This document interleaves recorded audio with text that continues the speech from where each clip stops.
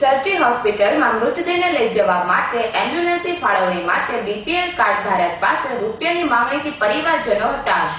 Sir T હોસ્પિટલમાં રાજ્ય સરકાર દ્વારા 8 થી વધુ એમ્બ્યુલન્સ ફાળવવામાં આવી છે, જેના કારણે ઈજાગ્રસ્ત દર્દીઓને લાવી શકાય અને લઈ જઈ શકાય। તેની સાથે હોસ્પિટલમાં સારવાર દરમિયાન મૃત્યુ પામેલા દર્દીના મૃતદેહને પણ લઈ જવા માટેની વ્યવસ્થા કરવામાં આવી છે અને જો દર્દી પાસે બીપીએલ કાર્ડ હોય તો તેમને આ એમ્બ્યુલન્સ વિનામૂલ્યે ફાળવવામાં આવતી હોય છે।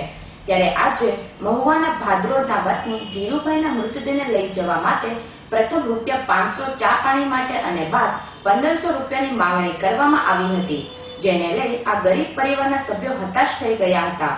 તો સરકારે મૂકેલી આ યોજનાનો લોકોને શું ફાયદો?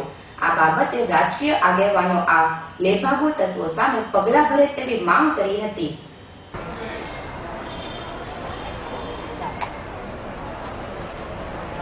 નામ હિંમતભાઈ છે।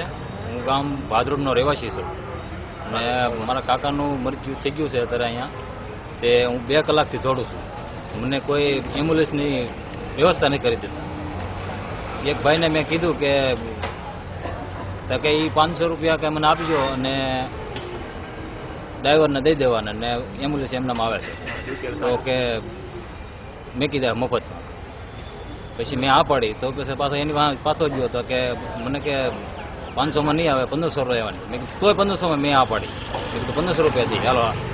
તો પાછો કે તમે દાખલો નથી કર્યો સરકારી હોસ્પિટલ, તો કે મેં કીધું બધું અંદર છે, દાખલો બધું કઢાવેલો છે, બીપીએલ કાર્ડ છે મારા। મેં કીધું ઘેર અહીં નથી લાવ્યો।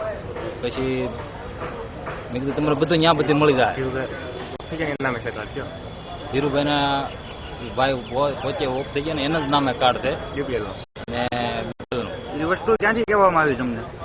એ આ ઓફ થઈ ગયા પછી સામે હાલે ને ભાઈએ જ કીધું મને કે અત્યારે એટલામાં નહીં આવે, ₹1500 બીજા 4 જણા અમે પેસેન્જર છે, એમાં 2 પેસેન્જર બેસવાના ને 2 બીજી ગાડી મેકલી લેવા। તોય મેં છતાં આ પાડી। મેં કીધું હાલો। પછી એ લોકો કે હાલો હું આવું। પછી અંદર જ્યાં અમે ઓફિસમાં તો કે કાગળ અહીંયા મારી પાસે રાખવાનો અને ડ્રાઈવર ઓફિસમાં જ્યાં અમે એને ના પાડી પાછી।